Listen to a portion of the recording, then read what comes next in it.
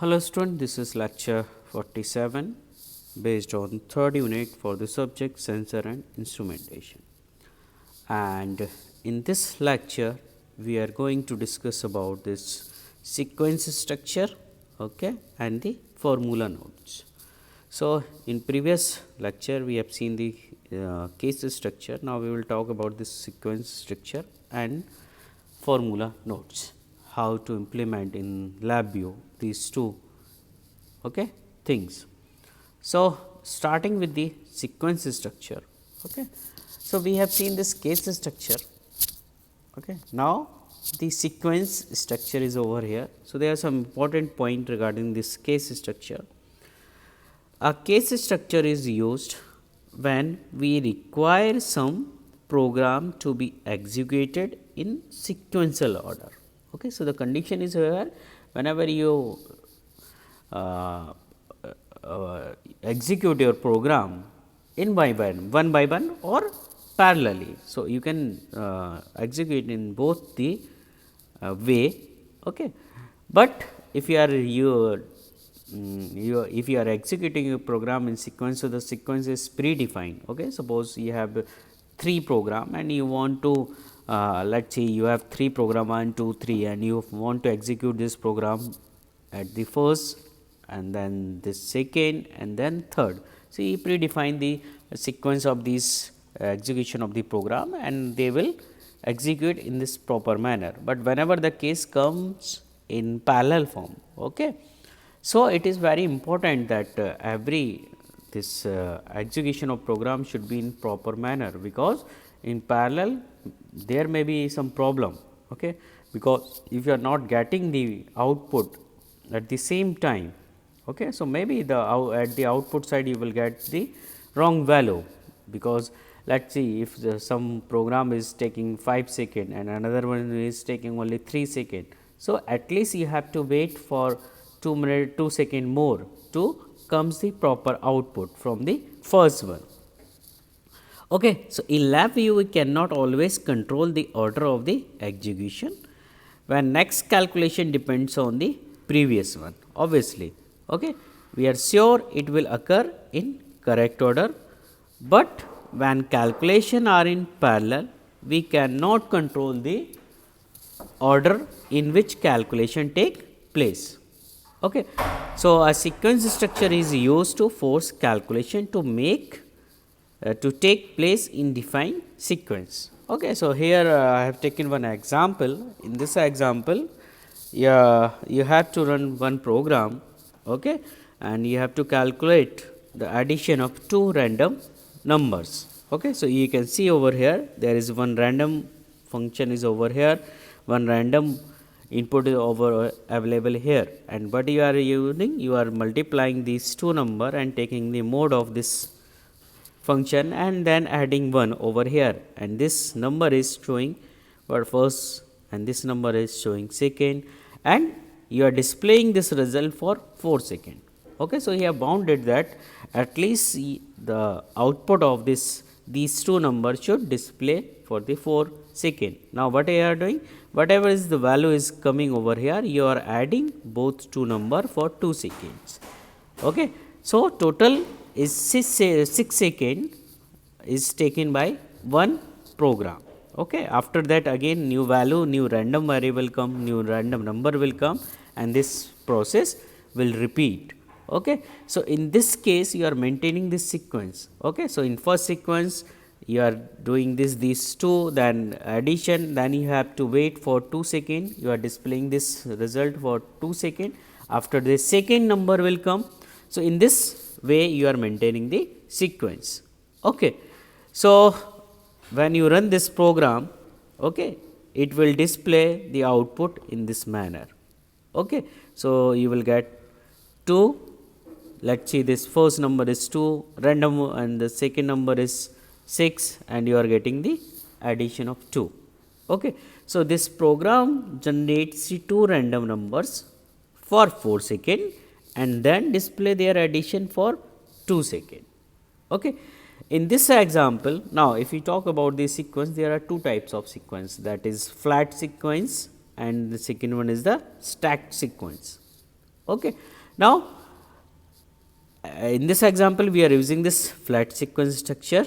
Okay. The flat sequence structure shows all the frames step in the block diagram. Okay. So, overall the frames are available, it will show all the frames, okay, in block diagram.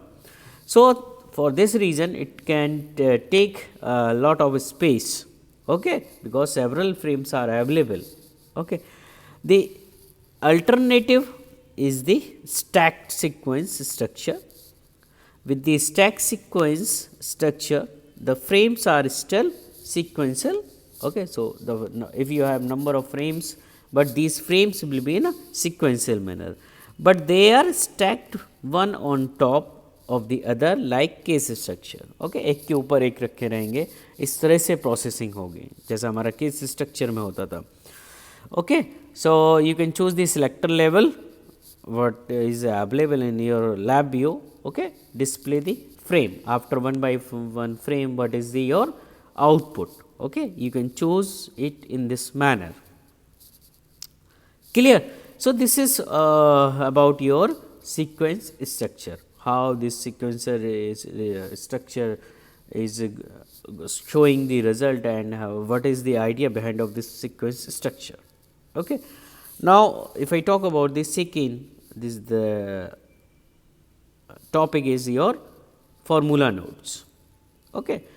So, for formula nodes, basically text based node you can use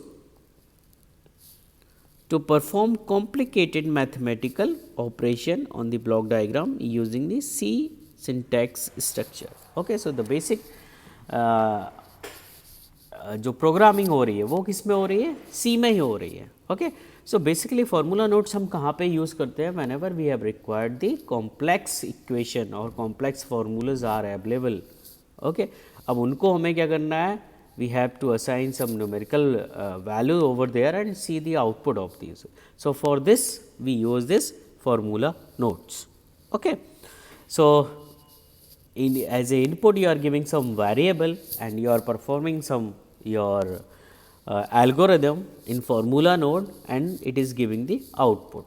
Okay. So, the formula node is available in the menu bar in the LabVIEW software, LabVIEW tool. So, you have to select this.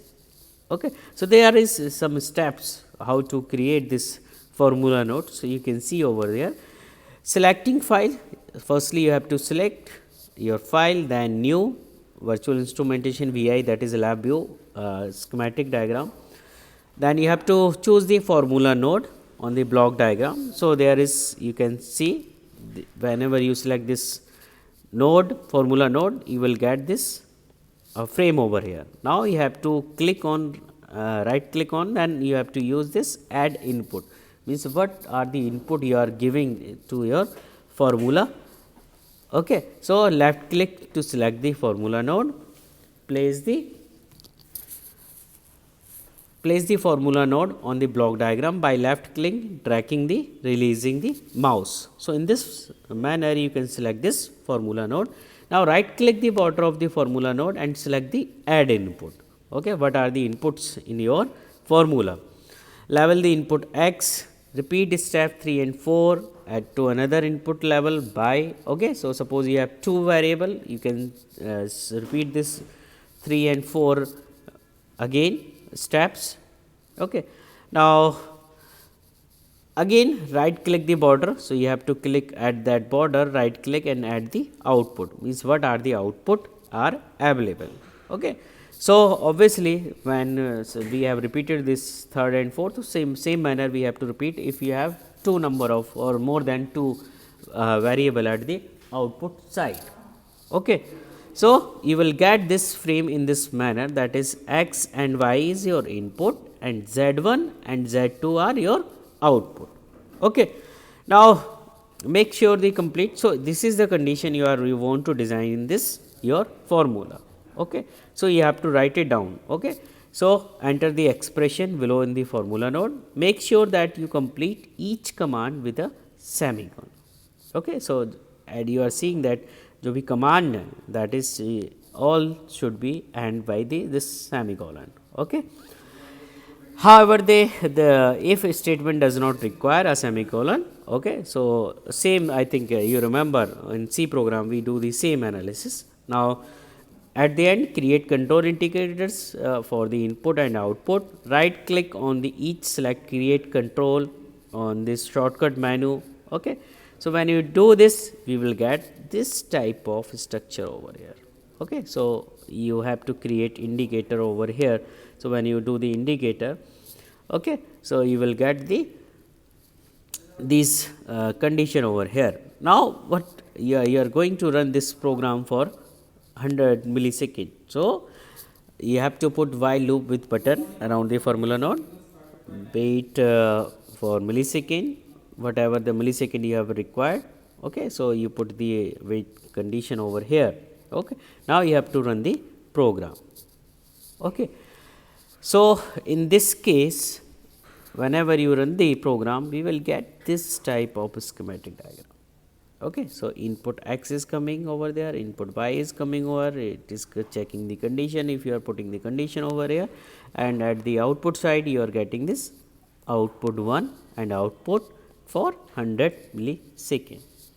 Okay, so this is a small idea about your how to put formula nodes. So, remember, if whenever we are talking about this formula node, means you have to put means you are using to you are going to use some complex numerical formulas over there or numerical equations over there. So, this is the just a process to how to write equation, how to write the formula, okay, in LabVIEW. Okay. So, this is all about your formula nodes. Thank you, students.